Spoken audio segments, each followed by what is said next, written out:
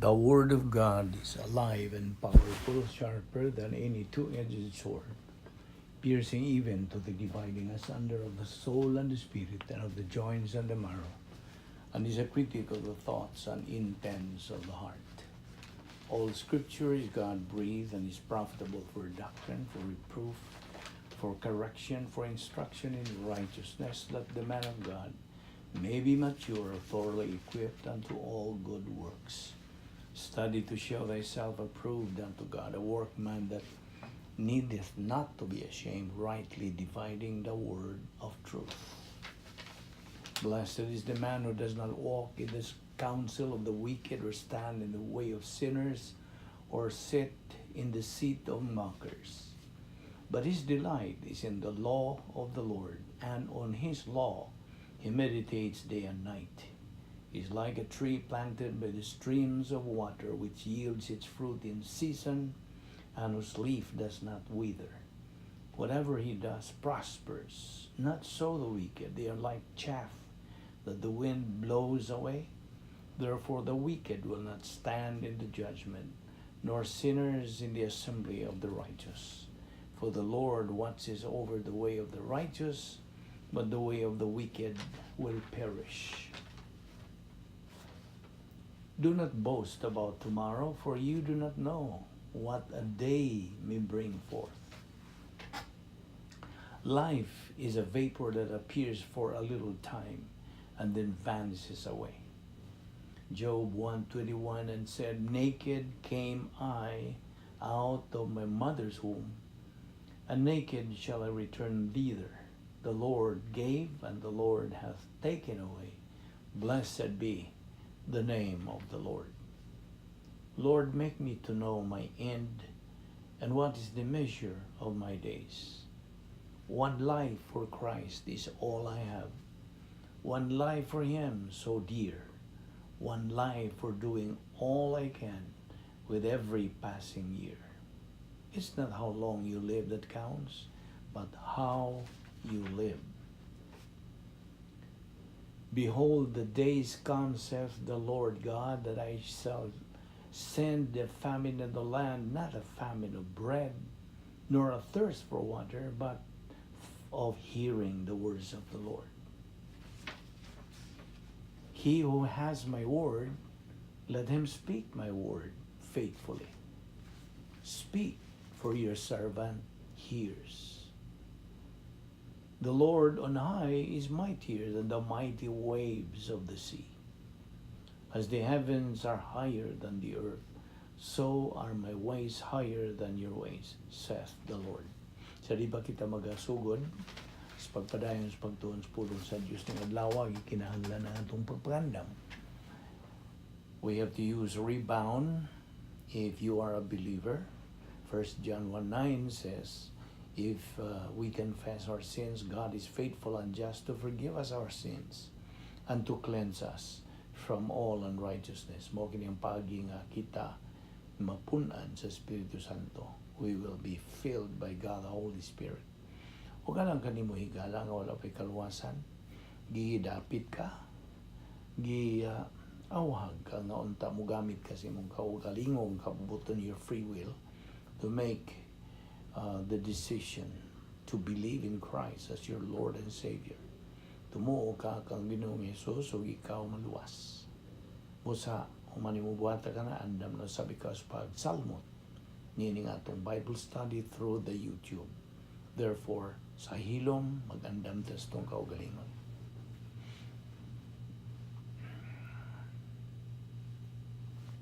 Let us pray. Amahan na mo nga Diyos, nagapasalamat kami kanimo na tanan sa imo. Pagdala ka na mo, nausab ni Dapita, aron kami padayon sa among tuon sa imong balang pulong. Salamat sa imong pagatagan namo may panglawas ning adlaw ug lanti pang among pangisip ug askil pa ang among kalawasan kining tanan gumikan lawan sa imong gugma, sa imong kaluoy ug sa imong grasya. Salamat ning tanan o Dios. Bani kami sa among pagtuon sa imong pulong pinaagi sa tudlo ka namo sa balang Espiritu Santo. niini nga mong Bible study ubo sa Balbido Evangelistic Ministry nga grasya nga mong giangkon. Salamat ning tanan o Dios sa ngalan ni Ginoong Jesucristo. Amen. Maayong adlaw sa tanan niyan sa kita. We have to continue our discussion on our study ini nga atong giduputan nga uluhan, the unique spiritual life of believers in Christ. Ang kasagaran, dili kasagaran o talagsaon nga panginabuhing Kristohanon. Yan itong mga magtotoo ni Ginoong Jesucristo. O subtopic ni mo ang how to live a life that is pleasing to God. No, niya itong giduputan adlaw-adlaw. Okay? So, right now, atong tutukan kining mga punto din nga atong gihisgutan kagahapon atong gibiyaan nga human kita maluwas kita manduan sa Dios nga patubuon ang atong kalag. 2 Peter 3:18, grow in grace and in the knowledge of our Lord and Savior Jesus Christ. O ato giduputan karon sa pagtuon kining mga pamaagi nga gilatid sa Dios, iya kining gipahiluna sa iyang mga pulong aron nato kini atong makatunan, mailhan ang iyang pamaagi. Atong gitun-an ang unsa kinsa gyud ang Dios. Okay? O kini lang pagiha nga atong mailhan siya. Masabtan nato ang iyang plano, iyang kabubuton tanan pinagi sa atong paghimo nining adlaw-adlaw pagtuon siyang pulong. Okay? Nga mo lagi na atong balik-balik ang kining tanan grasya. Unsa abot pasabot sa grasya, buhat kiti sa Dios alang kanato. Watay ato ning tanan, wala ihatanan sa Dios. Igo lang ta mudawat. No na grasya. O no na natong gisigutan ra ba katong nagka bikil na karon ang puwersa sa Dios ug sa puwersa ni Satanas. Dito ni magsugod sa pagsupil gyud o pag alsa ni Lucifer, kadto siya mga mabulukon kayo itong binuhat sa Dios, kadto si Lucifer. Ang buta sa Lucifer, light bringer, nagdala og kahayag, labi ang hayaga to si Lucifer nga tungod sa iyang pagka mabulukon, brilliant, magnificent creature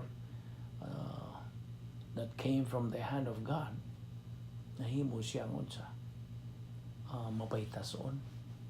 Motoy sala nga iyang nabuhat nga motong giigihan sa Dios. Si Lucifer nga karon di na Lucifer, gipawong na ang iyang suga. Kanhi nagdasis kahayag, kalamdag, sanag kayo to siya.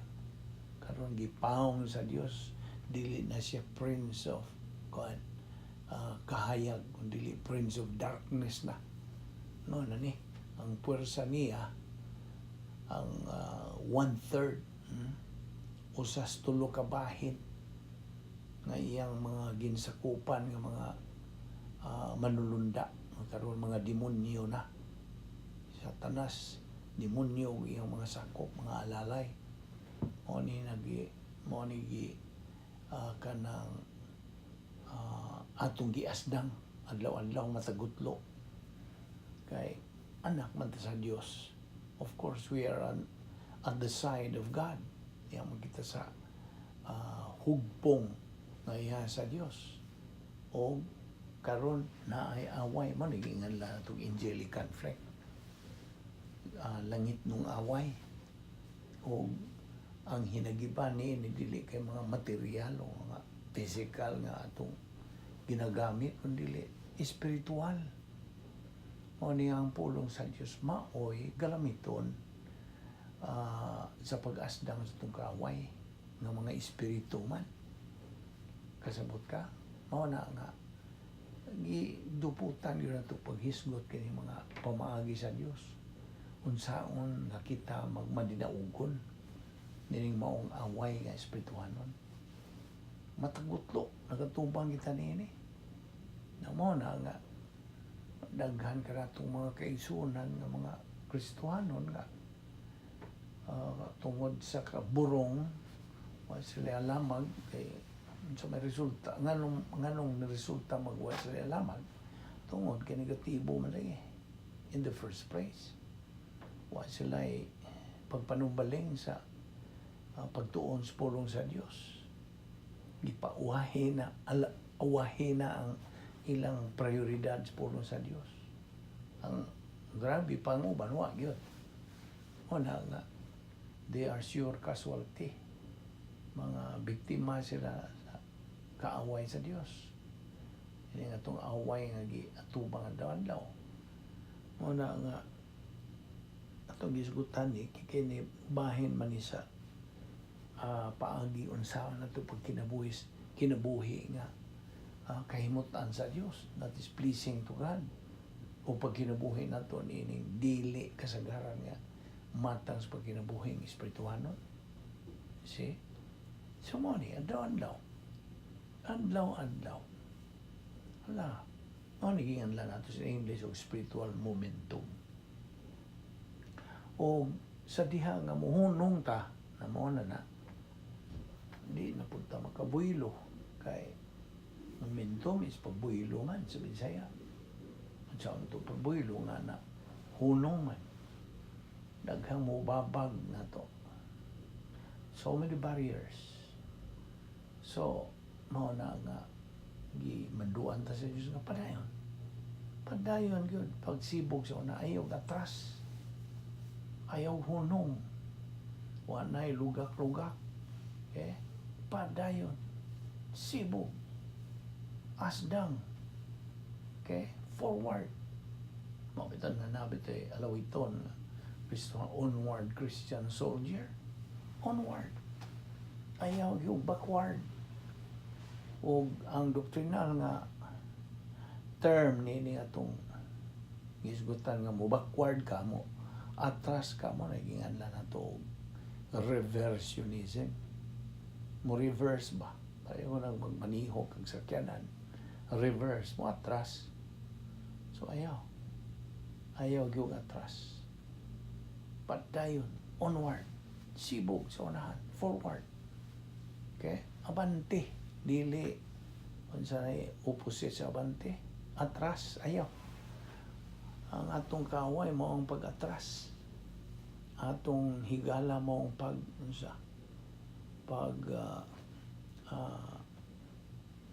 kanang sibog sa unahan. Sa katotoo, mawa malantis passing ni atras o abante. Okay. Of course, atras o abante, di mo po na Bisaya atong ginagamit adlaw-adlaw sa atong daily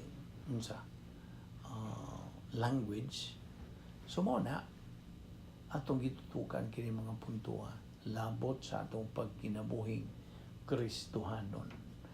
Ayaw nakalimot nga kining yan nato nga sophisticated, unique spiritual life of believers. Mabulukon kini. Di gyud ni kanang ma-describe, di ni mo maulagway kay ngano man ihahamang gud sa Dios. Just imagine kadto si Apostol Pablo sinati dinhi ug daghan sa mga the giant believers nitong Old Testament nakasinati sila niini ug padayag sila nagapadayag sila ug nagpatin-aw gipaklaro nila unsa ka nindot niini maong matang sa pagkinabuhi. See? A victorious life. Winner's life. Mao na nga duputan po na tugtuon kining 8 ka mga ganghaan sa operational divine atmosphere. O unsa ka tutong operational divine atmosphere? Ang laingan kini mao protocol nga plano sa Dios. Unsa pa? God's power system. Unsa pa? The Christian way of life. So, mao ni ang mga synonym pag hulagway nato nining maong matang sa pagkinabuhi. Okay, unsa man to atong kanunay dinhig pahinumdum nimo nga unsay definition sa the Christian way of life. The Christian way of life is a supernatural way of life. Ug tungod kay supernatural way of life man nanginahanglan pud kini og supernatural way of execution. Supernatural pod ang paagi sa pagtuman ini. Naon sa man nimo pagtuman kun wa ka magkakatuon sa paagi nga giandam sa Dios. You see? Di man ta maka kabot nini kun atong gamitan sa atong tinawhanon through our energy of our flesh, dili. What tayo mahimo niya na? Di man niya, kung bahin na gani o kanang pagsulbad o suliran, kita, na I'm referring to us believers, kita mga magtotoo, sa diha nga kita mo atubang o bisag unsang matang sa suliran sa kinabuhi. Okay? Madako ba naman, gamay ba ng suliran, o laingan yan ng mga laon-laon, mga gumunhap. Okay? Tagsara man na ito si gamit sa daily use sa atong panultihon. Suliran, the general term.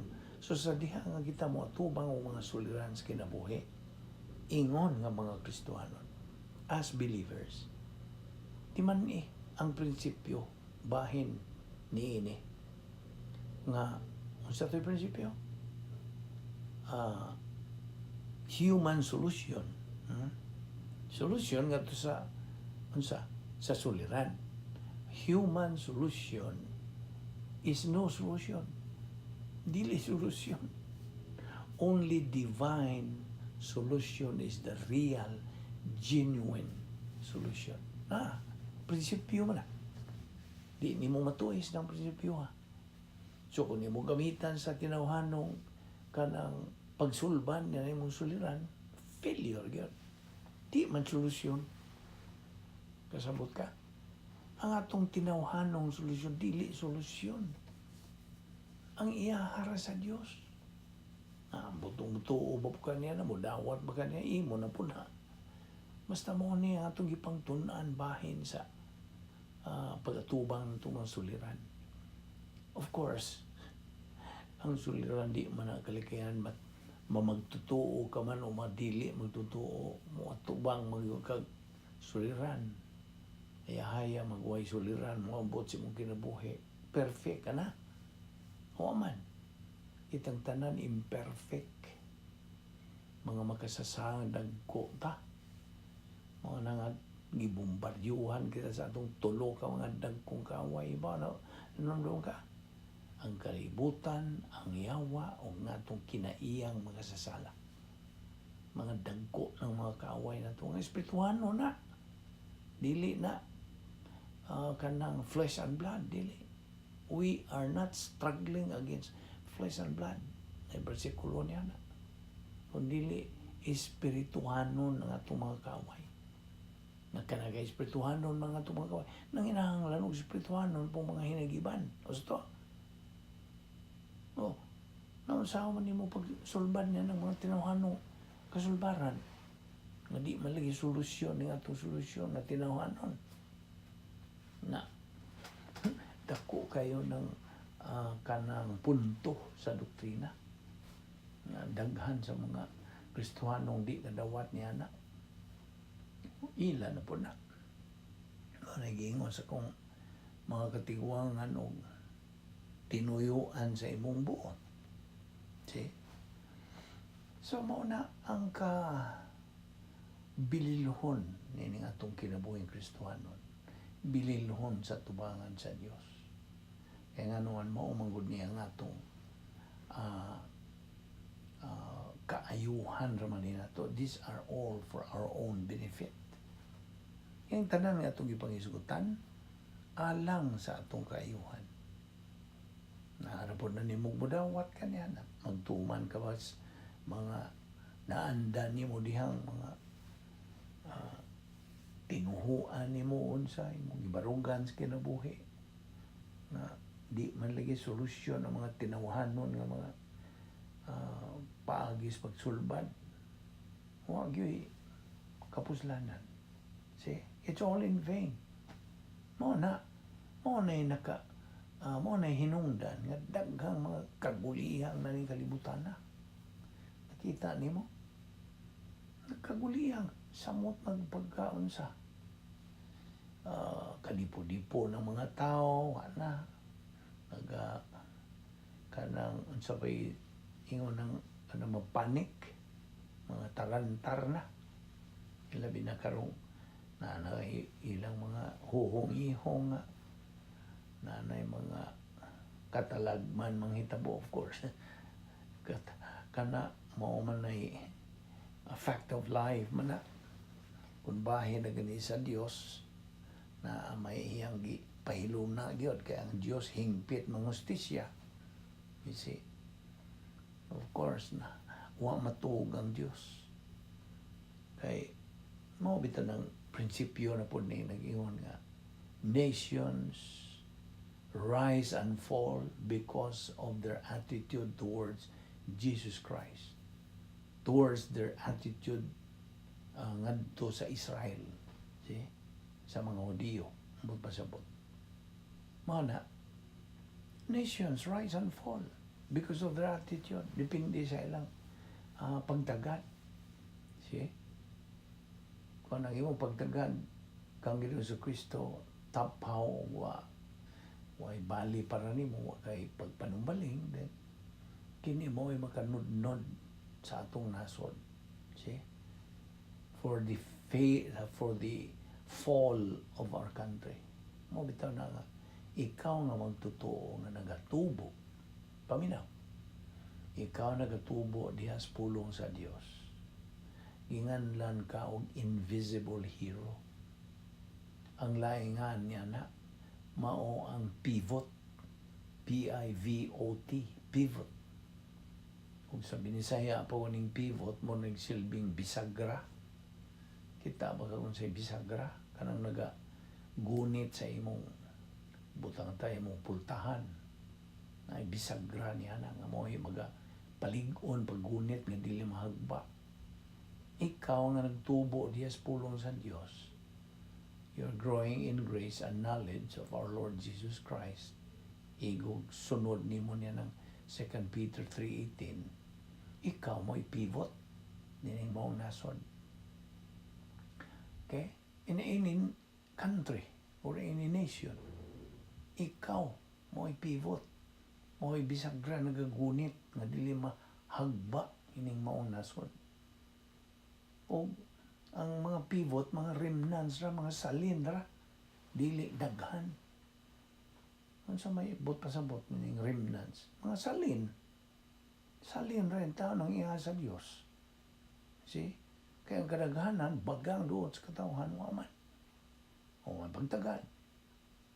O mauman kahimtang karon sa atong kalibutan in general.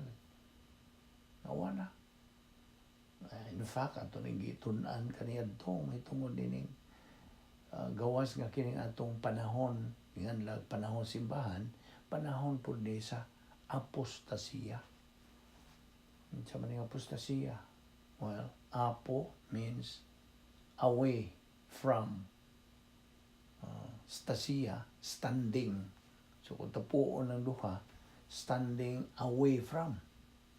See? Nagabarog na layo gikan sa. Now we are kanang atong pasabot nimo gikan sa kamatuoran kalayo mo ni apostasy. Mo ni ang kahimtang sa kalibutan in general.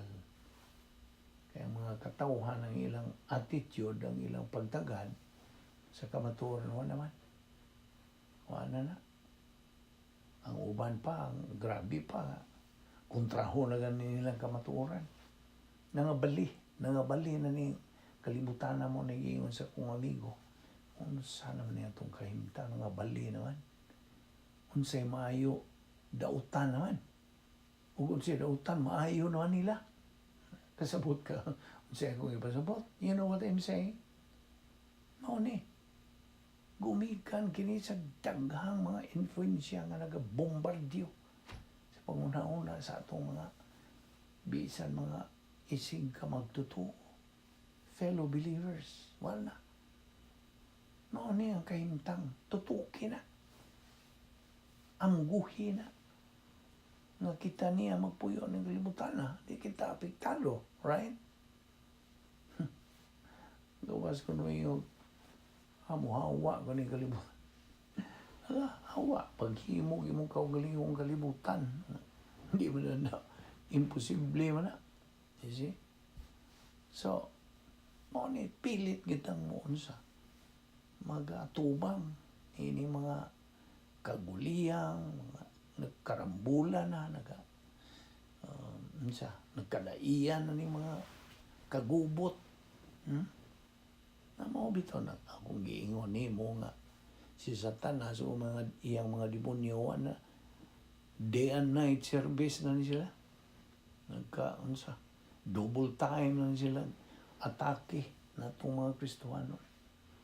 Unya, ito akong giisgutan nimo nga 4 divine institutions gusto ni Satanas o mga demonyo gubon. Unsa man tong una nga divine institution, volition ang imong kabubuton. Gusto ni Satanas o mga demonyo gubon ang imong kabubuton. Di nakamaka maomo unsa balanse unsay husto unsay di unang volition.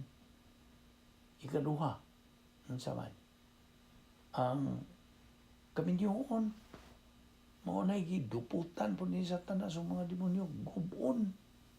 Unsa man tabo din sa Amerika dinhi particular ni sa Amerika unsa tabo sa mga marriages wala nagkabungkag na divorces are rampant anywhere unsa wala na pay mga kaminyoon nga nag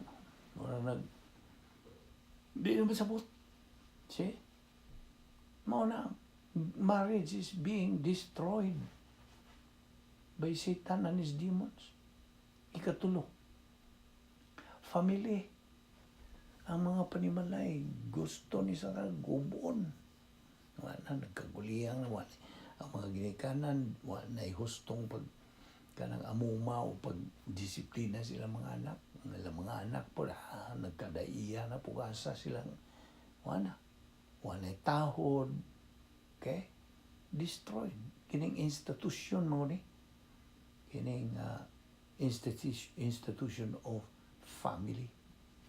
Wala pagtao ng mga kabataan kay wa man mamatuto sa husto sa gagmay pa. Awahin na.